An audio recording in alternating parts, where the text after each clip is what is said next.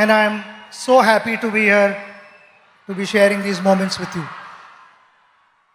My father came from a very, very humble background, had a challenging life because the pockets were not deep. We stayed in 2 rooms in a chawl, which was a kitchen cum bedroom and a living room cum bedroom. And why I'm saying this is because my father was extremely passionate about academics. He became a professor, he also was a poet, and he continued to chase his dream. He did not have the best of facilities, but he made the best of what he had. So in those 2 rooms, he found a corner and stood first in BA and MA and won a gold medal.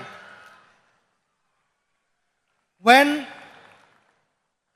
I was growing up and I watched him, he was extremely gentle, extremely patient with me.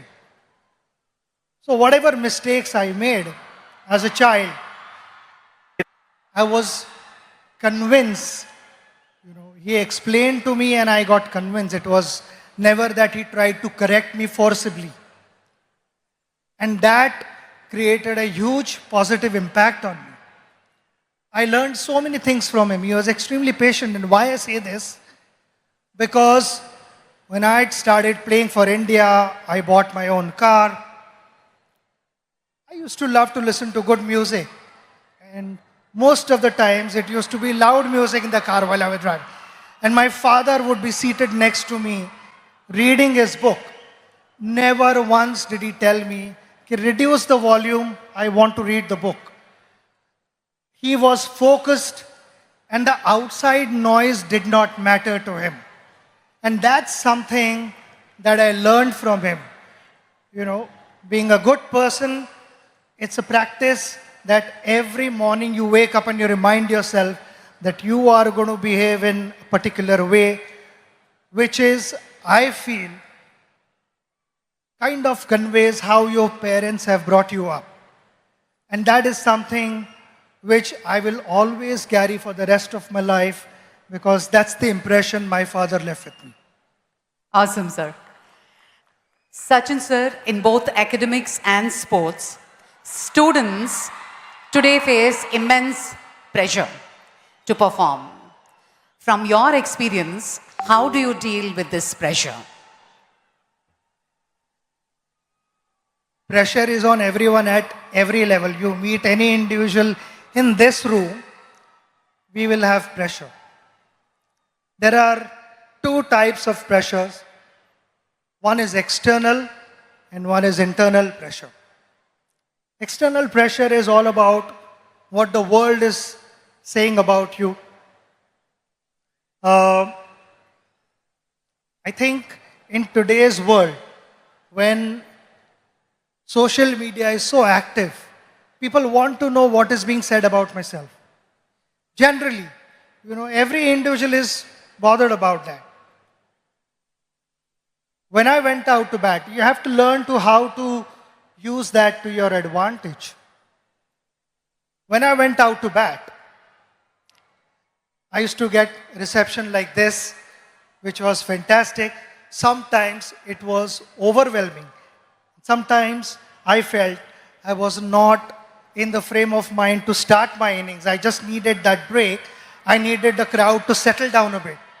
So those were the occasions where I would remove my shoelace or remove the strap of my leg guard, or someone would be moving on top of the side screen. I would settle the crowd down, make sure that those 22 yards belong to me, and then started my innings. It is like a ship sailing through water to get to its destination. But the moment there are holes in the ship and the water starts seeping in, the ship starts sinking And that is exactly what I'm trying to tell you, that external pressures will be there. You need to shut off. You need to stay focused on what you want to achieve in life. We come to internal pressure. Internal pressure is actively led by your conscious mind. When your conscious mind is moving ahead of the moment, it starts putting multiple scenarios in your head which are imaginary.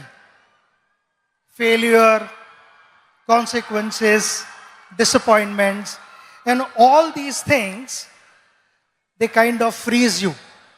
They increase the pressure. The idea is to stay in that moment. When I went to bat, people talk about, he was in that zone and that's why he batted well. And what is that zone? That zone is all about surrendering yourself to your subconscious mind, which knows what to do. It is always the conscious mind, as we call it. The monkey over your shoulder would be putting doubts in your head. And while batting, also sometimes that would happen. Before the ball was delivered, the conscious mind would put doubts in your head. Could that be a bouncer? Could that be a yorker? Could that be an outswinger where the delivery was not released at all? So I found myself batting at my best when I had surrendered myself to the subconscious mind. So that would be my advice to all of you, to stay focused, stay aware of what's happening around you, but don't let the external energies dominate what you want to be in life. Absolutely. So one last one. On this centenary celebrations of Andhra University, your one message to all the students out there. We are celebrating a very, very big moment. The centenary of Andhra University. The magical figure that we talk about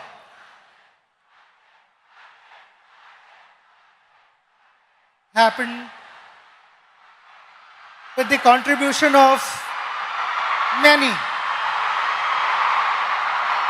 The teachers who taught for decades. And there are many illustrious people who have been able to shape our country, who have to give a new meaning to the youth of India, who have guided them. And all these things would never have happened without the guidance of all those teachers who imparted knowledge with a lot of humility and integrity. But those were the last 100 years. With impeccable reputation of the university, the responsibility lies on the next generation and generations to follow. Now, how do you, with such impeccable reputation, please understand that the expectations are going to be high. And if the expectations are high, the responsibility automatically increases. I want to take this opportunity to wish you the very best of luck, because I know my father, being a professor, how committed he was and what gave him the most satisfaction when he got to hear good things about his students. I personally felt that was his greatest return gift. And so would be the teachers of this university. At the pace that the world is moving, there will be a lot of innovations, Plenty of things would be expected of you in different spheres of life. My simple message to you, which I followed throughout my journey, was we all want to be successful. Success never happens overnight. It takes time. We have to be patient and follow the right path. While doing so, while chasing your dream, don't cut corners and find shortcuts and compromise values. That is going to be extremely important for our country to move forward and for you to set examples for the next generation. I again want to thank you for having me here and giving me this opportunity to spend this wonderful moment, which I will cherish in my life. And the love and the affection that you have showered upon me will always stay in my heart. It is priceless for me. So thank you very much. Namaskaram and God bless you all. Ladies and gentlemen, that was Bharat Ratna Sachin Tendulkar ji here at the Andhra University Centenary celebrations. Thank you very much.